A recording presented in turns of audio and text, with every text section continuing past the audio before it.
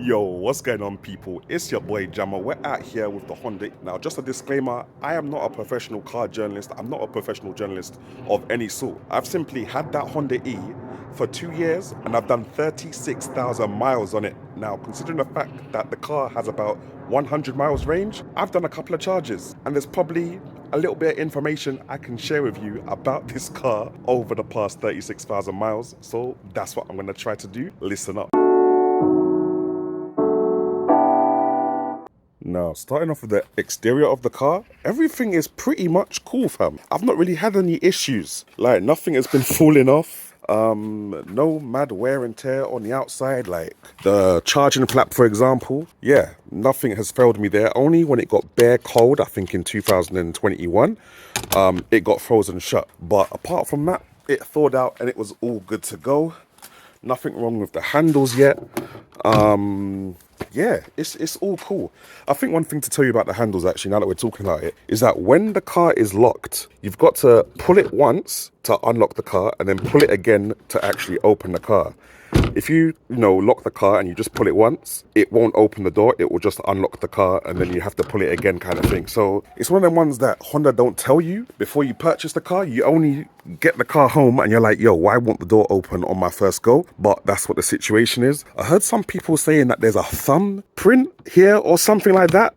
No such thing for me. Anyway, not on my version. Round the back of the car, pretty much cool, fam. Pretty much cool. I got these stickers from Halfords. They were like £2 per letter and they just read Jamo, which is like literally the name of my channel. That's about it. Apart from that, yeah, as I said, touch wood, the exterior of the car is all good, fam. Nothing is falling apart yet. Got the hooligan stickers on there. If you guys do want these nonsense stickers that I've got on my car, I'll put the link in the description section below. One thing I do need to do, actually, I can't lie, is I need to sort out these tires literally on Monday. Damn, look at that. Look at that. Disgusting. Disgusting. I've sorted out the back tires since I've had the car, but I've not sorted out the front. So these are illegal now. They need to be sorted, so I'm going to sort them on Monday. But yeah, we're all good. We're all good. Now, inside the car, which also does need a wash. Let's start off from the door, yeah? Door is all good. I've not had any issues with this at all, fam. Like, the buttons are all doing their thing, albeit they're a little bit dusty. These buttons all work and they're all good. This is like a really good pocket for collecting rubbish. And these drink holders here are really good as well, fam, for putting in your bottles. Yeah, everything is just standard with the door. No issues there. Nothing to report, really. And let me turn on the car for this next part. I'll just show you something, actually, guys. So, see the keys here? One thing I love about the Honda E, which I don't really see in a lot of other EVs, is that it turns on automatically as long as the car keys are in the car and the door is shut. So, if I chuck the keys in there and I shut the door now, what you'll slowly see, is that the car has turned on, yeah? See the panel there? That's all turned on. And it's all chilling. You can even hear, yeah, there you go. That's all turned on. My aircon is turned on. It's wicked. And the car will be ready to go if I'm in there and I'm seated with my seatbelt on. Now, if I shut the door and I've removed the keys, the car will automatically turn itself off. One thing that is weird though, is that even though I've taken out the keys, and the car has realized that and it's automatically shut itself off, when I walk away with the key, the car won't automatically lock itself. You still have to lock the car with the keys. It's a bit primitive. We're supposed to be in the future, but yeah, that's what you got to do. Another thing I wanted to say as well, which I've seen on a lot of cheaper cars, even a lot of petrol cars, is the fact that you can't wind down the window with the car keys, fam. Like, surely a car that is this far in the future, you should be able to do something as simple as wind down the window with your car keys. But if you get out the car, like I've got out here, and you notice there's a crack in the window, you have to get in the car, turn on the car again, wind up the window, then turn off the car, and you're good to go. Fam, it seems like common sense to me, but that's what it is. Alright, so what else can I show you now? Starting from this side, obviously, this car, one of the things that people always talk about as soon as they see this car is the fact that it doesn't actually have mirrors. It has cameras. These little bits here, just got little piece of cameras and that. It's got one camera there, another camera up here, which you can see it's got a dodgy frame rate, so it looks a bit dodgy on my camera. And you got another camera there just showing the back of my yard, fam.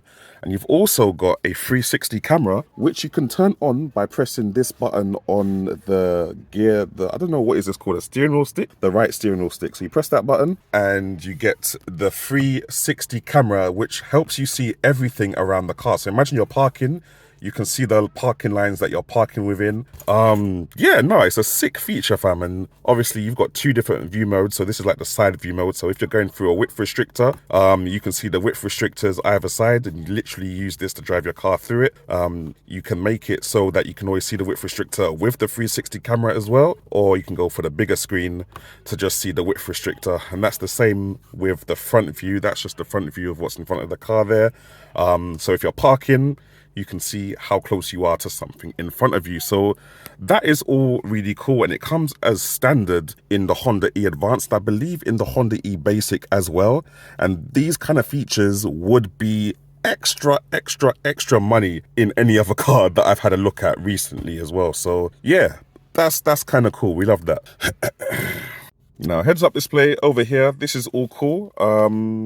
You know, gives you all your warnings and stuff. How do I zoom in a bit more so you guys can see what's going on? There we go. You got different options. You got speed and time, audio, music, phone, navigation, speed alarm, seat belts, all that stuff you can kind of go into if you want to. I just leave it on range and energy because this is a Honda E and we never have a lot of range.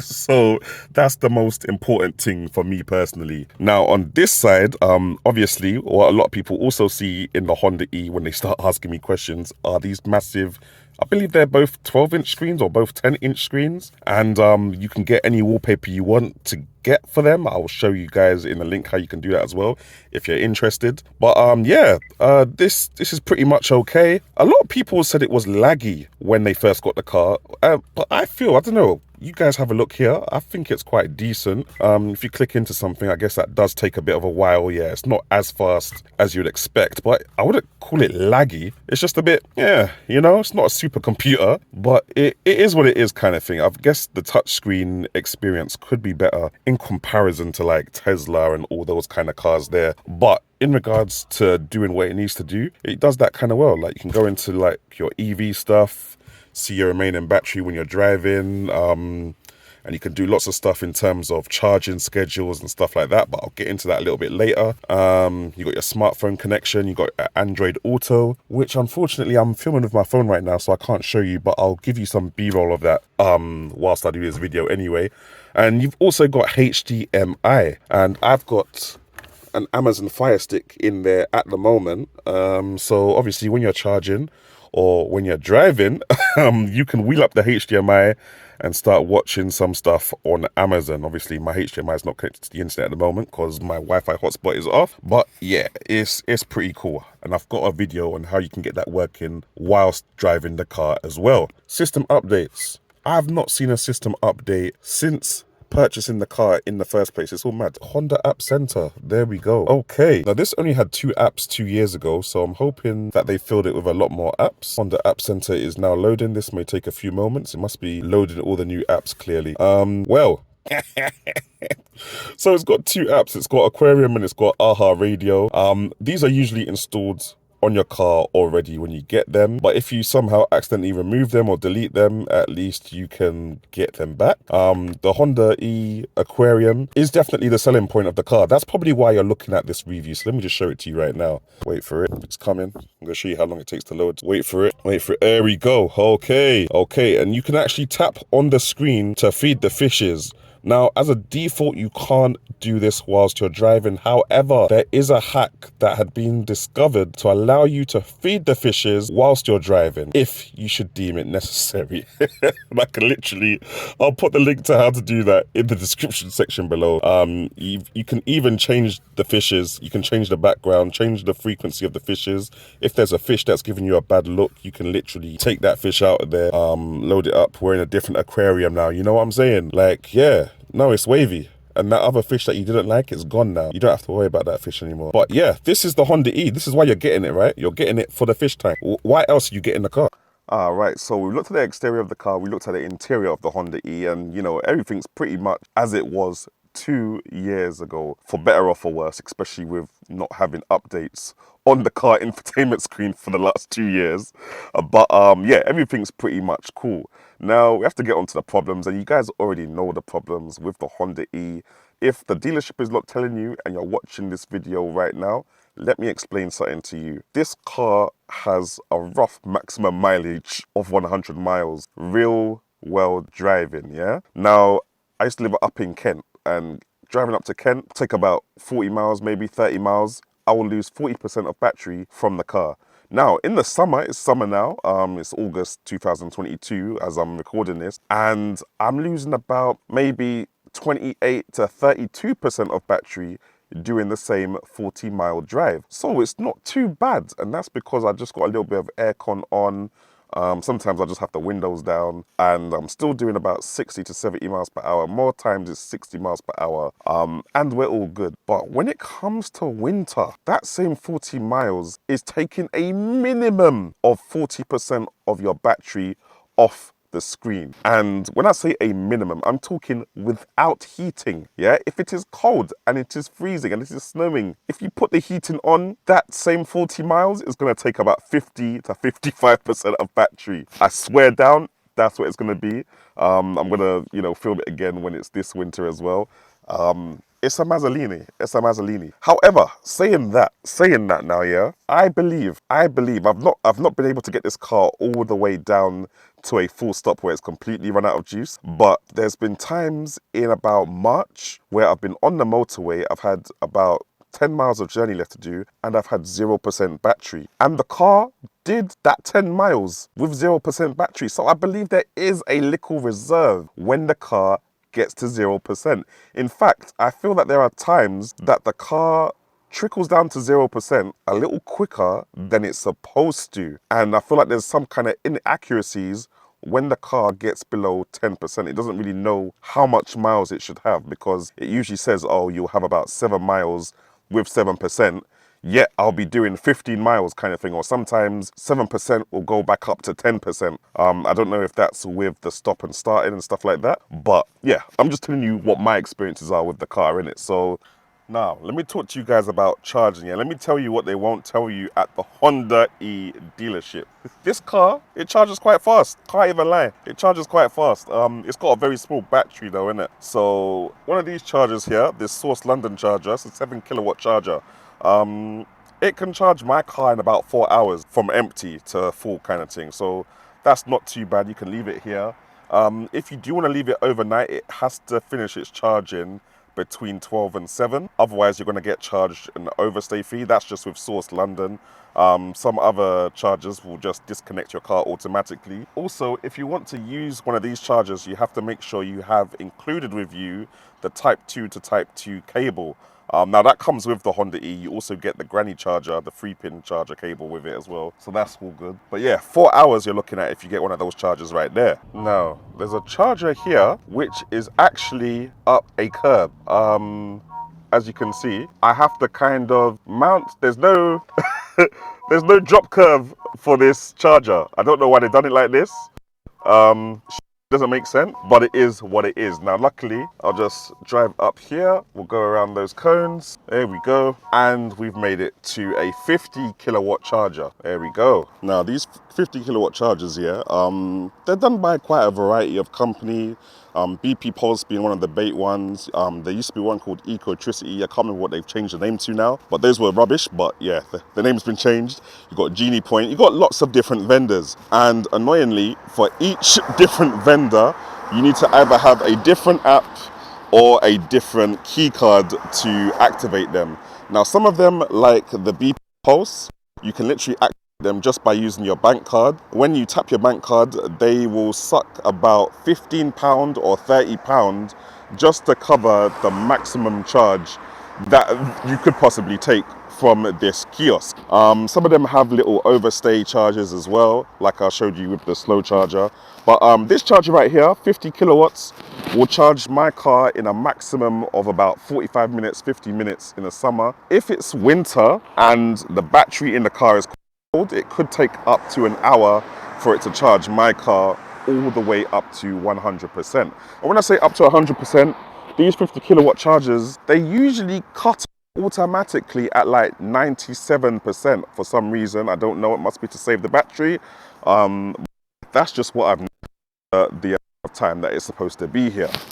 But yeah, it's quite a decent company for me. I found them to be quite reliable, so if ones, definitely try and charge your Honda E up here, and that's if nobody's already charging their car at it. Anyway, let me move my car from here. I'm gonna go charge at the slow charger. You know, one thing I haven't really talked about in this video yet is the drive. And the drive of this car is sick. But hold on, let me stop the car before I tell you, innit? Now, for this Source London charger, might as just show you how I plug in the thing. You literally plug one bit into the car, take this bit, hey, oh my God, nearly dropped it. Try to do it with one hand. And then you plug the second bit into this. Oh, there we go, that's in now. Then it says cable connected. And then for Source, as you can see, it's got a green light. Wait, where's the light? Yeah, it's got a green light behind the back there. Is my hand in the way of the camera? Sorry. And then you tap this, and then it says to end your cable, tap it again, and that should go blue. And as you can see, all the ones that are uncharging or not charging, they're green, and the one that is charging is blue, because you see it from one angle kind of thing. And that's how easy it is to put the Honda E on charge. Let's have a look, see how long it's saying it's gonna take to charge now. It should be about 4 hours, because this is a 7 kilowatt charger, but we'll just have a look.